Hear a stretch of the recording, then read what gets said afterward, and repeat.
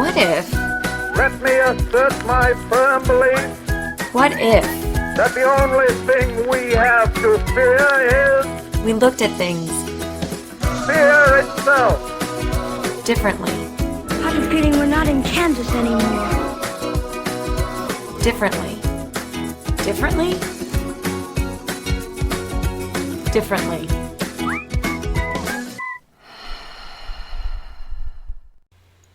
Hello, you're listening to That's Life, stories and lessons that might make you think differently. I'm Heather, and I'm so glad you're here. Today's topic is titled Confronting the Big C's, Cancer and Can't. And my guest for this episode is Alison McLean. A little bit of a backstory on Alison. She is a physical therapist, yoga teacher, and massage therapist with her doctorate from Chapman University. She specializes in helping active adults feel better as they age by reducing nagging aches and pains, which we all have, reducing stress, and boosting energy, all things that we need. She's the founder of Ignite Wellness, which is her physical therapy practice, physical therapy, massage, and yoga therapy, and that's in Encinitas, California. And that is actually, so Alison and I know each other from yoga. So she is an instructor at Yoga 6, which is where one of the studios where I practice yoga. And she was a regular teacher. I was going to her classes and I just really got a good vibe from her. I don't know if anybody else can relate to that out there, but when you're going to a workout class, and we all have our favorite teachers for different reasons, and Alison was just one of them that she resonated with me. She would explain things as she was going along. She had a very nurturing touch, and I just trusted her, really trusted her opinion. And so anyway, through my own experience too, I had been starting to struggle a little bit with some pain in my body, and true to my form anyway, I just decided to push through that pain. And but then when the pain started becoming a little bit unbearable to where I couldn't sleep at night, so this is all in my left, behind my left leg and then into my left hip, so I wasn't able to sleep at night. Then I started doing more research and looking up different exercises and things that I could be doing to fix this problem. But again, continuing just on my normal workout routine. And finally, it was after I had returned from a mindfulness retreat in Ireland, where spent a week really getting in touch with the internal dialogue and things happening there, and just a ton of meditation where you're sitting and you're observing thoughts, you're observing noises, feelings.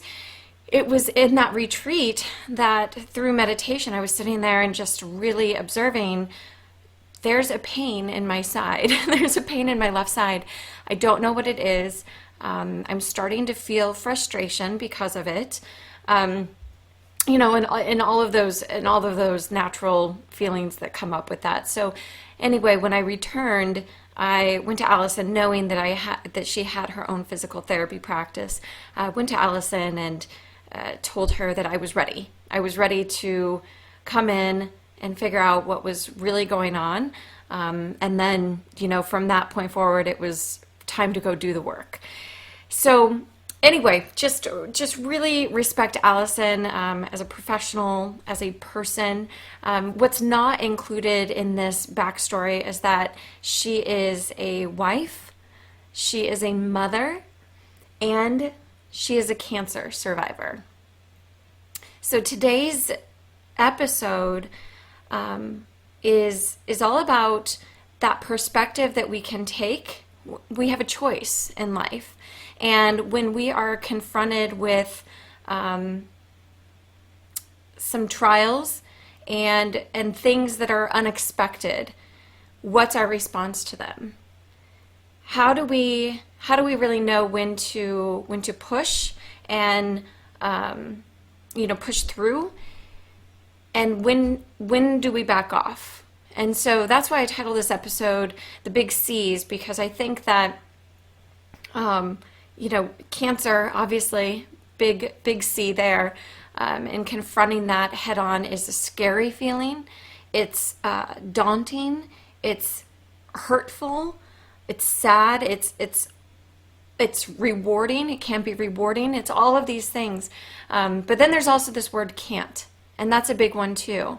And I think as we do get older, or as we live more life fully, things are happening to our bodies. Things are happening to us emotionally that cause us to really go inside and really be in tune with our bodies, with our minds, with our souls, and say, and really flip the script a little bit on that can't is a negative, and instead just observing and just acknowledging, okay, I can't do this anymore, but I can do this. So anyway, here we go with Alison McLean. Hi there, Alison. Thanks for joining. Hi. Hi, Heather. You're very welcome. Thank you. Okay, well, I have already introduced you a little bit to our audience, to our listeners, to talk about who you are, what you do, and kind of how you and I have met. But what I haven't yet said that I wanted to wait until I could say to you directly is that I am so appreciative of you for coming on and being so willing to share your story and share your experience on this topic, which I know is and can be a very difficult topic. But I also know that it can be extremely helpful to people who have gone or are going through a similar circumstance, and even for you to be able to talk about it. So, and I think that you just bring a really unique perspective too. So I just wanted to say thank you again so much for coming on. Oh, yeah. Thank you. Thank you so much for having me. It's a pleasure. Yeah. So we're just gonna kind of dive right in, if that's okay with you. Sure. This is going to be like Let's a third date, okay? So we've already gotten through. Yeah, we're going for it. Yeah, we've already gotten through some of those basic questions, and so I just want to dive in and take a step back a few years to talk about that time in your life when you found out you had cancer. Where were you? What were you doing professionally? Just talk, take us back to that time in your life. Sure. So I was a mom, and that was the most, I would think, pressing or urgent or fearful thought was, how's this going to impact my family? Am I going to be able to be a mom the way I really want to? All that sort of thing. I have to preface, is that the word? Yeah. And say that I did have, I think a lot of the times cancer diagnoses come completely unaware to people, meaning it's like a complete surprise or shock. And with our family, because we have a genetic mutation called Lynch syndrome, which when I was a young kid, my dad didn't know and his mom didn't know. This is a newer, as science learns more, genetics learns more, and the Western medicine medical doctors themselves learn more and know how to test for it. Now it's becoming less rare and more known. But growing up, all I knew was that, cancer was very prevalent in our family. And my dad even used to say things like, well, you should eat healthy and take care of yourself because for some reason, our family has this risk for getting cancer easier than other families. So when I was diagnosed, I was in my late 30s, which is young, and it was rectal cancer, which for most people is usually later in life, in their late 50s or 60s or even beyond. So even though it was early for me, truthfully, I was not that shocked or surprised, um, because the seed was kind of planted for better or for worse. It's Mm-hmm. not like I believed or tried to steer down the road of thinking, oh, one day I'm going to get cancer and, doomsday type mentality. I just kind of knew it was a possibility and just focused on living my best me as best I could. So when I did get the diagnosis, it wasn't like a crazy surprise, but still kind of wondered, like, okay, well, how does this impact me being a mom, a wife? And of course, because I love what I do, I'm a yoga teacher and physical therapist. It's a very physical job. Like, if I have to have a surgery, how is that going to impact my work? So those were my thoughts kind of right off the Yeah. bat.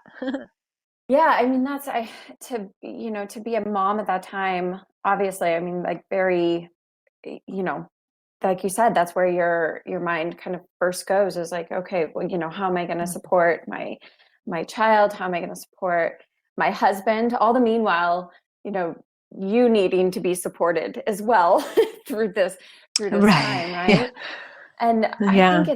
it's so interesting too that, I mean, like you said, to kind of have that thought to live your life, as you said, not in like this doomsday approach, but it sounds like you were always like hyper vigilant, about your health. Is that fair? Yeah. Yeah. So, yeah, exactly. So much, sometimes too much. In fact, like I just tend to be sometimes a worrier by nature, which is how I was really attracted to yoga in the first place, because it really calms and grounds me and gives me hope. Um, so yeah, sometimes I can be, I delayed being tested for that reason. I wasn't the first family member to be tested for Lynch syndrome. My sister was actually first after my dad tested positive. Um, because I knew that about myself, I didn't want to get the diagnosis and then worry about it, because I knew that stress would just greater increase my risk of cancer, Mm-hmm. Um, but when my sister tested positive and then the two of us started researching more and more about it, I was like, again, as a mom, I was like, oh, it's really empowering knowledge to have, because then you kind of have a leg up and you have the opportunity, to get screening, and insurance will cover screening when you do have that positive flag in your chart. And the earlier you catch it, the less craziness and less risk and all that. There's so much positive things. So that's how I ended up getting, that's how I made the decision to get tested and then start my screening, which I'm very fortunate, because it was my very first colonoscopy, my very first screen. There it Mm-hmm. was. So Yeah, gosh, which is already like an unpleasant experience to get or to have, right? But I mean, I think, it's more the prep. yeah, but I think what you said it's just, I want to go back on something you said is that about the being empowered through the information, because I think that you're absolutely right. And I know that I tend to do this sometimes too, is that, I'm kind of hiding from something because it's almost like I know Mhm. the inevitable. But with Mhm. information that is soothing for me, it's not it's not a matter of, bringing more worry. And it's kind of like, remember when WebMD first came out, and it was like Oh, right. all of a sudden we had like a world of hypochondriacs, because this information was at our Uh-huh. fingertips. And as soon as we had a symptom of something, we're on there and looking it up and saying, oh my Sometimes I still gosh. catch myself. I have to say. I mean, it's so easy to do though, because it's all out there, Yeah. It's like, well, you could have the Yeah. common cold, or you could have, this Yep. really like unknown rare disease, right? But I think, Yep. what you're saying is the absolute, I don't want to say right perspective, but it really is a good perspective to have when you are unsure about something and when you are kind of up against this unknown is, okay, once you start looking into things and having that information, it's like it's better to go in with that. So Mm-hmm. yeah. And so then, okay, so you got tested and it came back and it showed that you had this. And I just, for context, a little bit of context here, because I know that I've listened to a couple of different podcasts where you were on and you were talking about your journey. But just for a little bit of context here for these listeners, can you talk about then, Mm-hmm. what happened and that journey? What did that look like for you? How long did it last? What happened? Sure. Well, I had the colonoscopy, and in the colonoscopy, the doctor, he did see something right there in the test, and so I knew that a biopsy had been sent off to the lab. So I at that time though, I really didn't think of it because he that colonoscopy doctor was very good and knew a lot about uh, Lynch syndrome and type. It presents a little bit differently sometimes, the polyps in the colon. Anyways, he knew a lot about it, and he told me he's like, don't worry about it. Everything else looked good. Da, da, da. So I didn't, Ah. and like literally maybe a day and a half, 2 days later, it was very quick. I got a call from him. And as soon as I got the voicemail, of course, he didn't leave anything on the voicemail, but just, give me a call about your results. I was like, uh-oh. Usually they send this through the portal. Yeah. And it was a quick turnaround. Usually I've learned now that usually when something's negative, like it takes longer to get results, which is good. So the more time that passes, I'm usually starting to celebrate.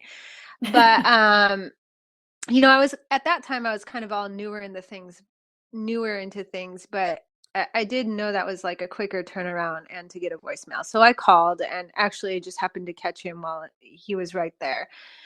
And the first thing he said to me was, "I'm so sorry, but it did come back that that polyp had turned to cancer and it had spread to the lining of your intestine." And I was like, huh. Mm. I wasn't that surprised. I was just like, okay, well, what's the next step? Because in my mind, it's really funny. I kind of went to denial, I think. I was like, in my head, I was like, well, he just got it all. He told me he took out like as much as he could because he saw it was a very large polyp that was there. Mm-hmm. And uh, I'm like, he took it out, so what's the problem? And then he started to go on, and he said he would refer me to the colon surgeon and then also a cancer coordinator. And I didn't realize this at the time, how much my brain was in denial, because I didn't even hear that he said he was referring me to a surgeon. Already in my head, I'm like, he took care of it. I'm good to go. Like, Mm-hmm. life goes on. Okay, it was, but he got it out. And so I got the call from the cancer coordinator, and she told me my next steps. Like I had to get a CT scan and all these other imagings just to make sure that it wasn't anywhere else in my body.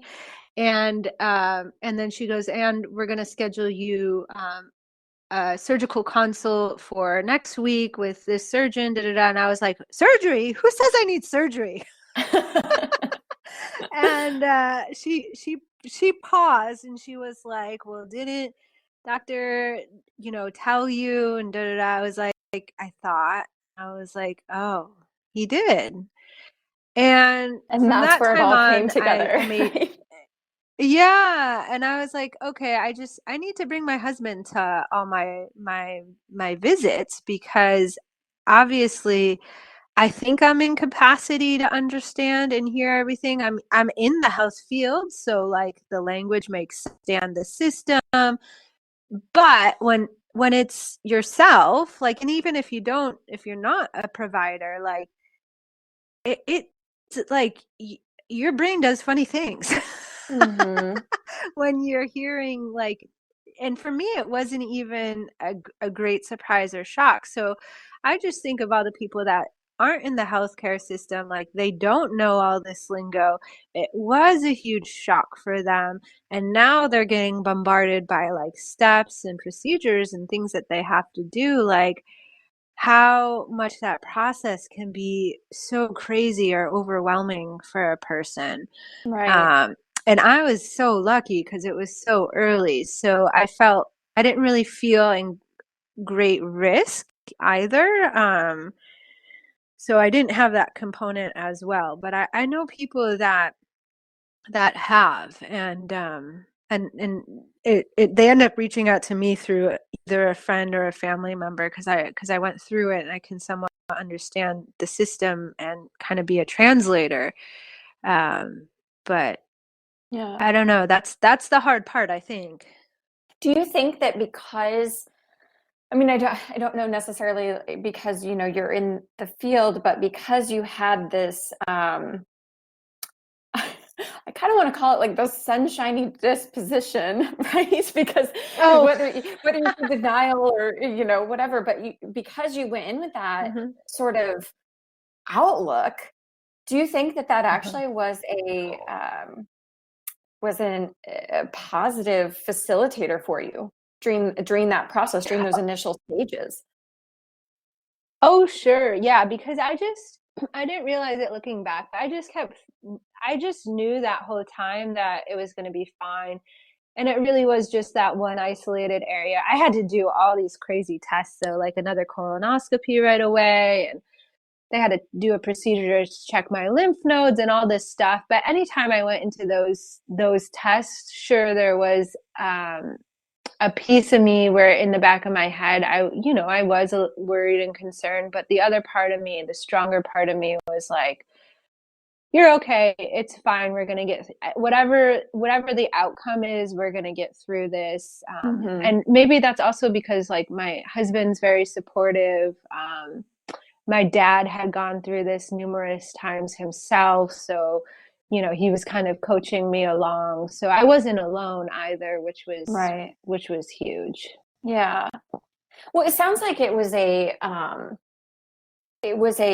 fairly quick, I mean, like from the time you found out to Mm-hmm. the time you had surgery, how much time had Mm-hmm. passed? 4 or 5 weeks, not that Okay. long. Maybe even Okay. less, 3 or 4 weeks. So, so in that time then, I'm just curious if, okay, because you were teaching yoga at that time too, right? You said? Uh-huh. Okay. Yeah.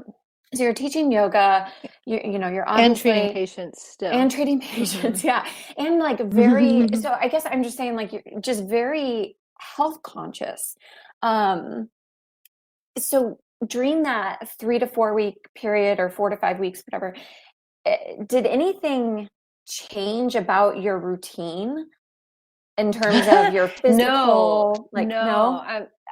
I'm so grateful for my routine because it just otherwise I think so I still like so for example, there was one day I had to get some procedure done in the afternoon where I had to stop eating like 6 or 8 hours prior to the procedure, but I was allowed to have some type of liquid breakfast or something like that. Or maybe at that time I was drinking a lot of smoothies because truthfully, one of the symptoms that I had was I was getting really, really bloated when I ate food. So at that time, I was just naturally, before I was even diagnosed, I was drinking a lot of smoothies. I just remember I was drinking this smoothie during a patient session. And that's not something I usually do.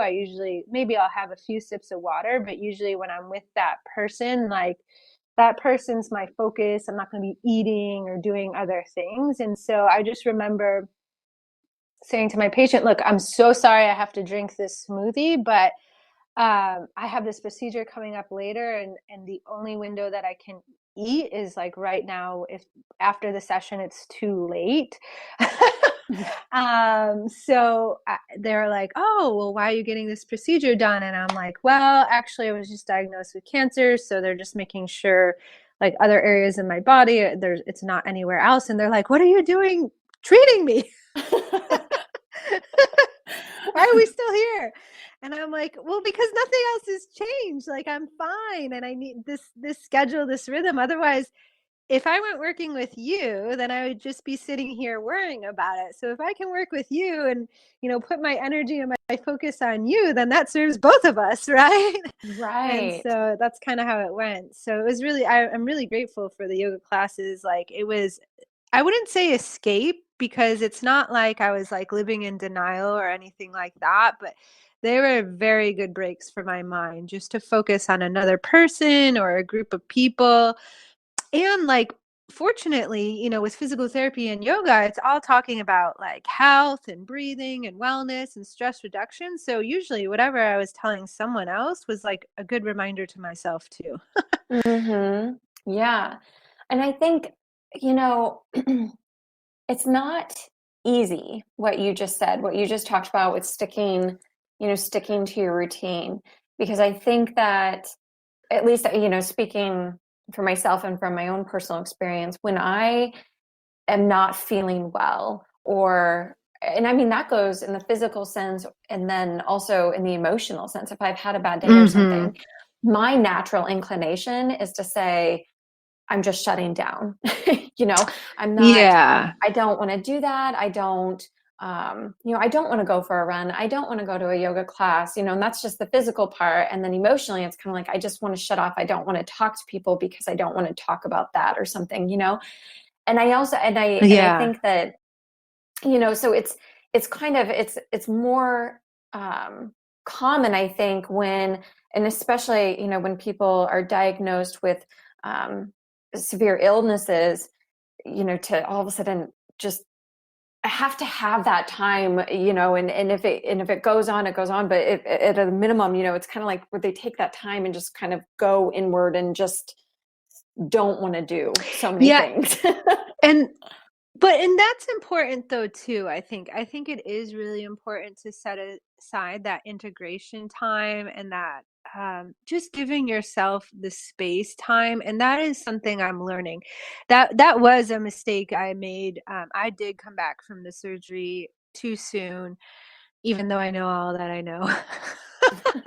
uh, um, and um, and yeah, I definitely, and I mean, even now, preventatively, that is my work, is trying to get myself to slow down and give myself the space and just trust. I really love what I do.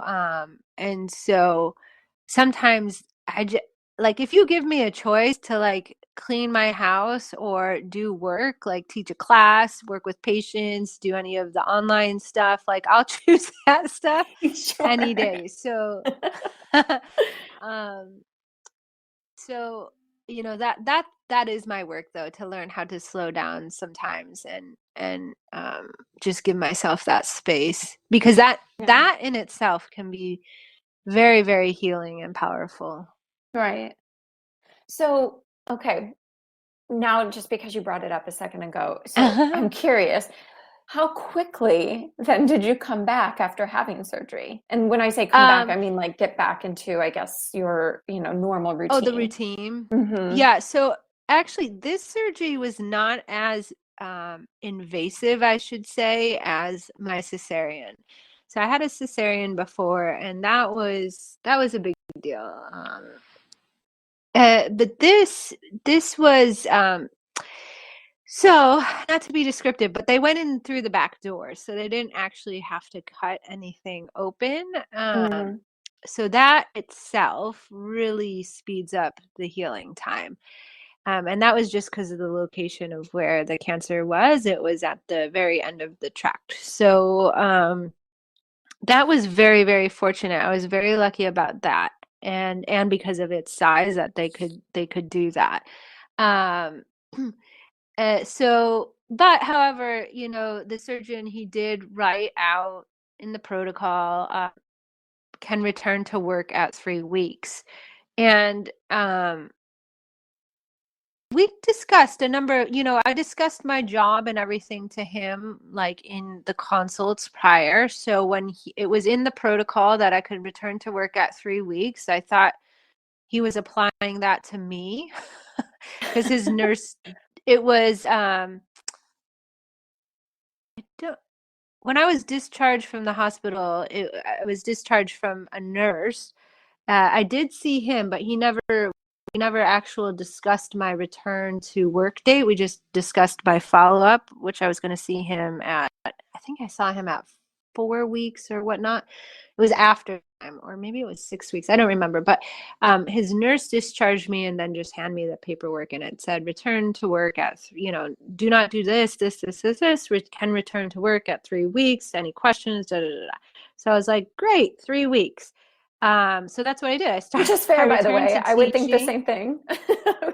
Yeah, I returned to teaching and my physical therapy and everything at 3 weeks. However, that was not like I I knew because I was still having difficulty with some motions, like bending forward all the way, or my body did not feel completely healed, let's just say, at 3 weeks. So I was modifying and I was gentle with myself. Like I was not demoing as much in classes. I didn't schedule like full days. So it's not like I went super crazy, but it was still like I realized this too when I was teaching yoga while pregnant, is that sometimes when you're teaching, your focus is so much on that group that you don't realize like how much you actually move and teach and demo with that, like kind of unconsciously. And so there was a bit of that, and definitely in the physical therapy clinic, I do a lot of manual work. So even though they weren't full days and I did try to ease back into it, I really aggravated the nerves of my sacral plexus, which was right behind the area of where the surgery was. And I knew this only because being a PT. So when I started feeling like bilateral nerve symptoms into my legs, I knew exactly what was going on. Like I flared myself up. And so when I went to his office visit for the follow-up, um, he agreed with me and he was like, well, when did you return to work? And I was like, your sheet told me 3 weeks. And he's like, that's for a desk job. And I was like, well, why'd you write it to me? He's like, you're a PT. You should have known. I was like, yeah, we make the best. They're the worst patients sometimes. I was like, it was in writing. I thought that was to me. I didn't know, and I had to modify. So anyways, But it's also, yeah, it's funny because, even, I mean, you and I, how many times have you and I talked about listening to your body? yep. And this is an example too, not to call you out, but it's like you were listening to your body, you heard what it was saying, but at the same time, that mind, right, was saying, oh, Yeah. but I want to do this, I want to do a little bit more. Yeah, totally. Right. And when I went in, I talked with him. He actually, it, it's funny sometimes what surgeons think and then the outcomes of their surgery. But he's like, carry on. And I was like, no, I'm not going to just carry on. So I did come back and I did modify more, and I did slow down and do a better job listening to my body. I didn't stop though completely. Mm-hmm. I would have quicker had I. So, I'm a solopreneur. I own my own business. So at the time, I I didn't plan to take 3 weeks off. Like I mean, I didn't even know I was having a surgery that year. So I had very little savings at that time. So I kind of was in a place where I did need to keep working, Mm-hmm. and so I just tried to manage that time. So it did delay the healing a bit. I would say after the 3 month mark, I started to feel my energy start to return. During that time, I was really, really tired. And that might have been part of just my body healing from getting rid of the cancer too, because that was another big symptom I felt was a lot of fatigue, which I contribute to being a business owner and being a mom of a 2-year-old. But when I started to get my energy back of like 3 or 4 months after, I was like, oh, I feel tired, but I can sleep and feel more recovered now. I hadn't felt that in a really long time. Hmm. But it did take several months. And then about 6 months, I felt more about my, like myself and such. But it did take Yeah. a while. Yeah.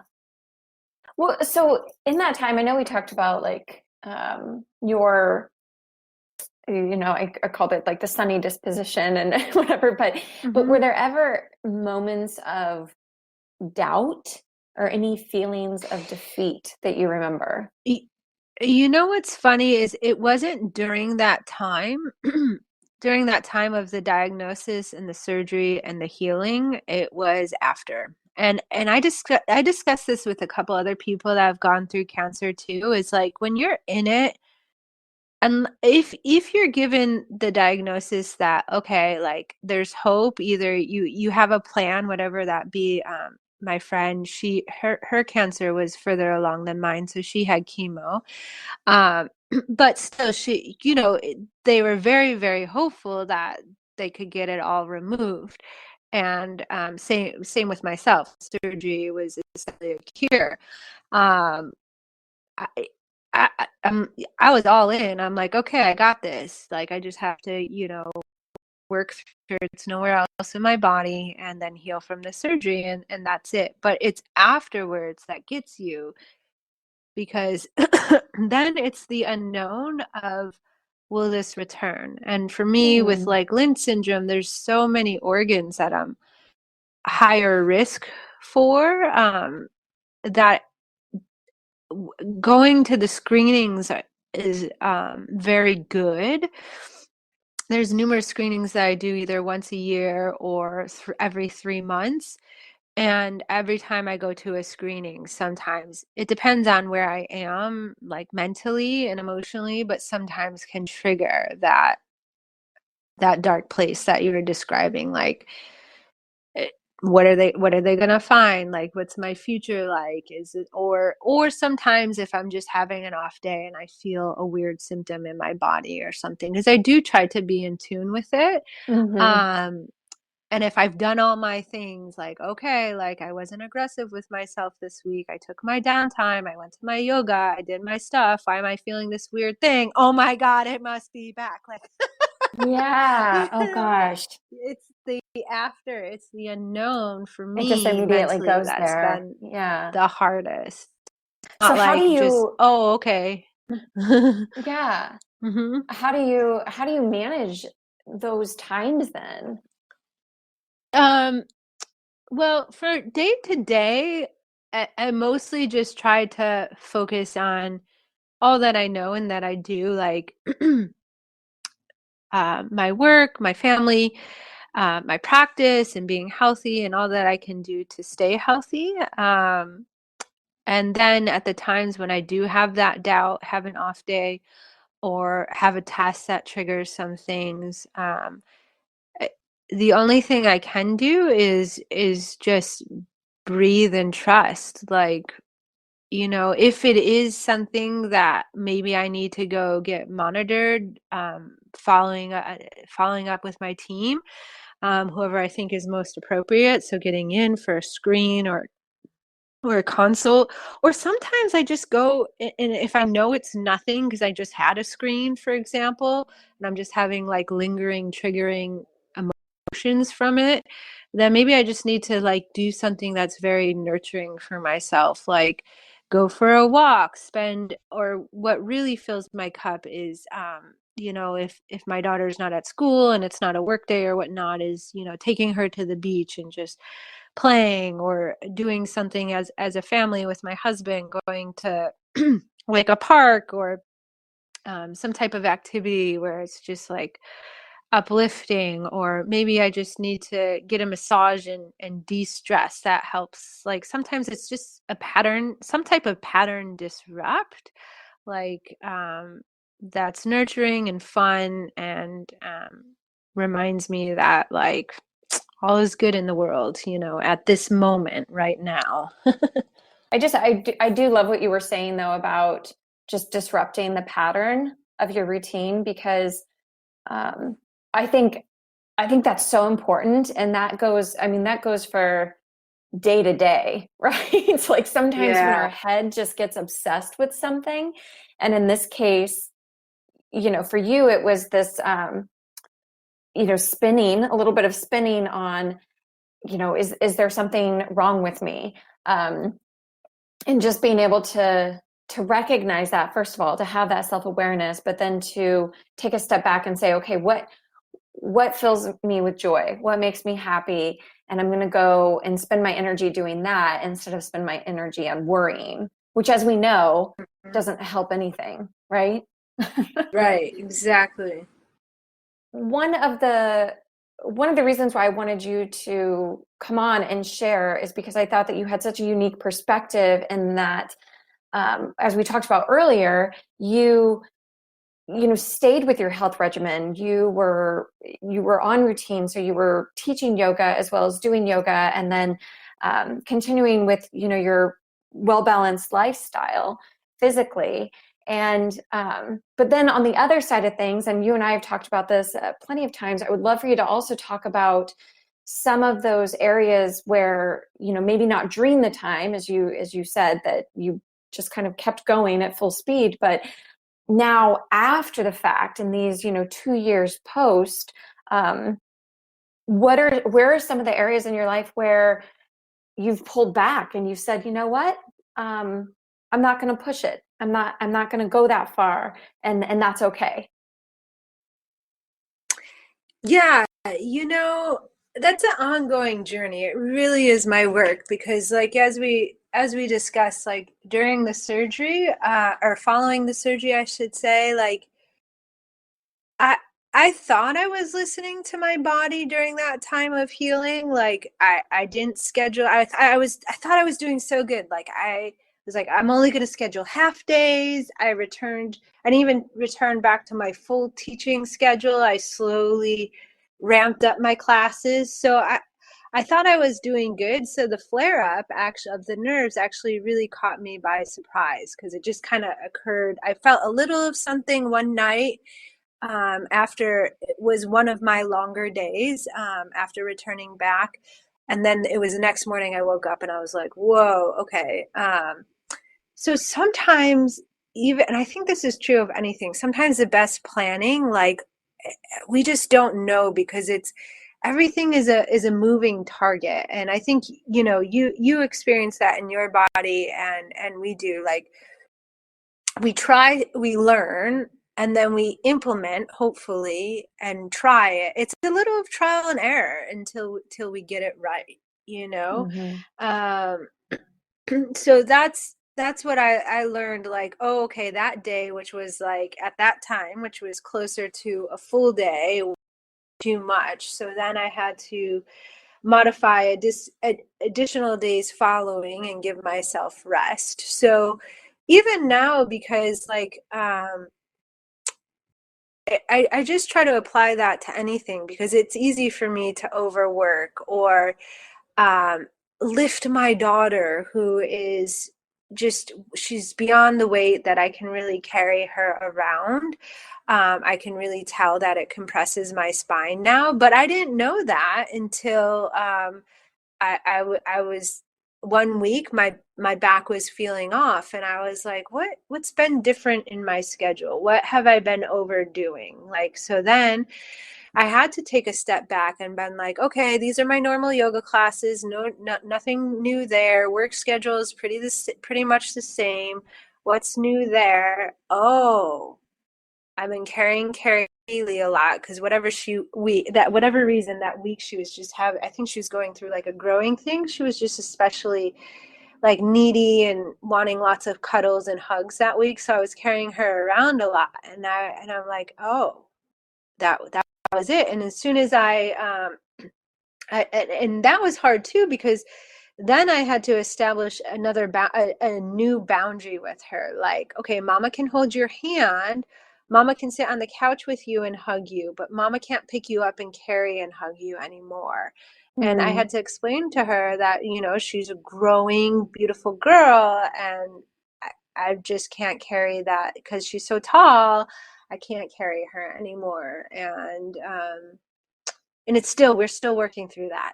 Yeah. Even this morning, she asked me to, so, um, that's, but sometimes the only way we know is like we go too far. We can only, most of the time I would say I think I do okay, because I'm not in discomfort and I feel pretty good most of the time. So that I can only estimate that, oh, okay, I'm living within my means so much and not overdoing too much, because I feel good. Yeah. So yeah, it's just notice, but I sometimes we just can't control those times that we overdo. They just kind of sneak up on us, and that's what I try Right. to have compassion for, like when working with my patients in the clinic, because we're all just human, and it is just we're moving targets. Our goals are a Right. little bit changing and evolving. Well, that's what I was going to ask too. I mean, it's good, physically to set those boundaries, but I was just curious, how does that feel mentally, emotionally for you to, I guess, wrap your head around those areas where you're like, I can't do this anymore, or this isn't in my best Oh, interest anymore. see, see, that's not even in my vocabulary, because I even like reworded the question. I can't. What? Yeah, because I mean, it's No. hard. It's hard, right? I mean, and even when you're talking about Uh-huh. something like lifting your daughter, and having that conversation, which I think, what a really beautiful way to have that conversation with her. First of all, like, you're growing and you're big, tall, beautiful girl Yeah. and everything else. But, I can only imagine that internally that conversation might look a little different that you're having with yourself, right? Oh, I see what you're saying. Yeah. Um, you know, it's coming from a place of acceptance instead of anger for me. Like, okay, this is what happens, as like I'm human, I have limits, and that's okay. I accept that, because if I don't do this, then that enables me to do something else. I Mm, think there's a saying in the business world, that if you say yes to something, then you're saying no to something else, yeah. like Mm-hmm. time wise, So same is kind of true with your body. Like, if you're saying yes to like an aggressive yoga practice, or saying no to the boundaries that maybe are true to yourself, then in a way you're going to be saying no to something else down the road, just because you might be in discomfort or have a flare up or an injury or something like that. Or with your health, if you're saying yes to junk food, then you might be saying no to like your freedom of food choices down the road, because you might be limited due to diagnosis like diabetes. So um That's such a you good know way of looking at that. I've never considered it, but it's so true. And I'm just sitting yeah. here in my own head running through. I mean, I think I've done that kind of naturally without knowing it, but some days I'm Uh-huh. like, I'm going to choose this. I'm consciously choosing this, Yeah. recognizing that I'm not going to have the capacity later to do this. you Right, know? exactly. Yeah. Yeah. Yeah, And I actually because I never think put it that that way. Yeah, I think it's one of those things though too that I mean it probably comes with, after an event or a circumstance or something, and like you and I have discussed recently with my own, physical issues and exercises I've been going through. But it's one of those things that you just become more mindful. And I think that you're okay with it. And like you said, that acceptance of saying, I'm not completely, this isn't delimiting, or like it's not completely limiting me from living. It's just that now I have Mm-hmm. choices Mm-hmm. to make in what I'm doing. Mm-hmm. Oh, It's exactly yeah. right. Yeah. So see, it's not So that you that's can't do something, Allison. It's that you're right. choosing very consciously not to. There. Right. Does that help Yeah, with your exactly. vocabulary? Yeah, totally. It does. Yeah, because then for me, it comes from a place of the only way I can describe it is I'm much more at peace with it. It feels okay. I feel very grounded and rooted versus like anger or frustration or like bumping up against like a block or something like that, that you feel like you have to fight against, you know? Mm-hmm. So it's a very different feeling in my body for myself. Yeah. Well, thank you so much again for coming on and just sharing your experience, your story.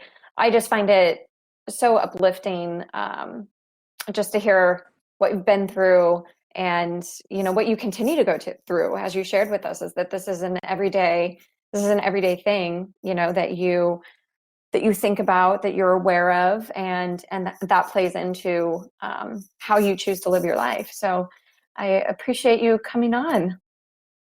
Yeah, thank you so much for having me. I just love Allison's perspective and her ability to be vulnerable and sharing her own struggles with taking a step back, breaking her routine, slowing down. She talked about that, like how she, it's a daily practice for her. That's her work, is just to remember to slow down and listen to her own body. I have a tendency to think that health professionals, whether it be personal trainers, yoga instructors, physical therapists, that because of their work professionally, that it's just easier for them and that they don't share the same human qualities as me, like cravings or fear, laziness, just having days where they're like, no, I don't feel like doing this today, but they do. I really enjoyed listening to Allison share her experience in recognizing those boundaries and being able to honor those. So not just recognizing them, saying, okay, I can't do this anymore, or that's just a no-no for me, and then continuing to push through it, but instead just really being able to listen to her body, listen to her mind, and honor what those boundaries are. My mother is also a cancer survivor, so two-time cancer survivor.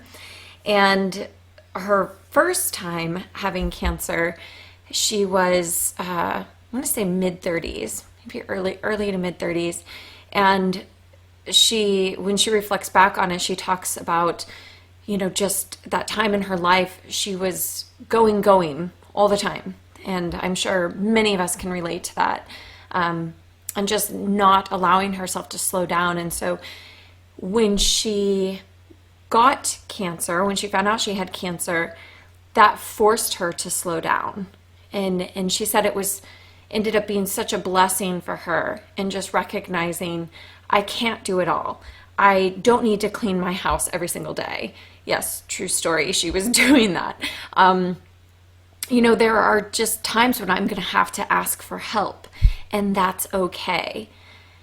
And even though the focus of the conversation in this episode was around cancer and Allison being a cancer survivor, this applies way beyond cancer. And meaning, if you've had cancer, I'm sure you can relate. But even for those who haven't had cancer, I'm thinking, where's an area in your life, physical or otherwise, where you could benefit from some boundaries? Where do you see yourself pushing to avoid the I can't, but it's actually causing you more harm because you're not saying I can't, or you're not putting up that boundary?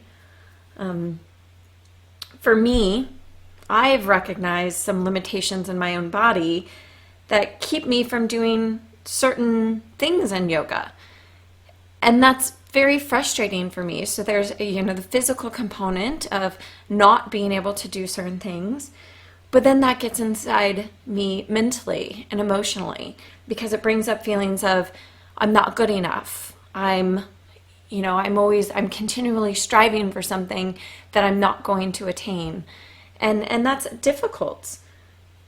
But this mindfulness really just reminds me that I need to have the awareness where I can't do something, or as Allison was saying towards the end, saying yes to something means saying no to something else.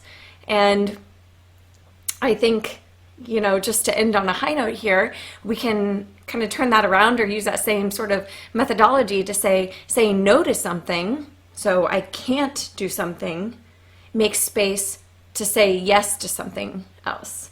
So I can do something else. So thanks for tuning in today. I hope you found it insightful. You can learn more about Alison and have access to her online resources on her website, which, she has a plethora of resources out there. Everything. She has her own podcast. She has actual online classes for lower back and knee pain, joint pain, all kinds of things out there. So I encourage you to visit her website. I'll also link to it in the description of this episode, but it's www.ignite, IGNITE, wellness.com. Again, that's www.igniteyourwellness.com for Dr. Alison McLean. So here we are at the end. What did you learn today? What has you scratching your head, thinking a little bit? What are you going to carry forward into your week, into your month, into your year? And most importantly, what are you going to do differently? Because that's life.